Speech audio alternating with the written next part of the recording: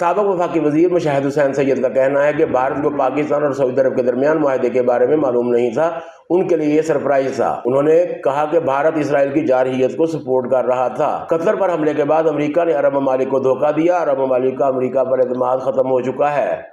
پاکستان اور سعودی عرب کے درمیان معاہدے سے اسرائیل ضرور گھبرائے گا۔ ان کا یہ بھی کہنا تھا کہ اسرائیل کی خاطر امریکہ نے اپنی خارجہ پالیسی کو تباہ کر لیا ہے۔ واضح رہے کہ گزشتہ شب سعودی ولی عہد اور وزیر اعظم شہباز شریف نے پاکستان اور سعودی عرب کے مابین اسٹریٹجک باہمی دفاعی معاہدے پر دستخط کیے ہیں۔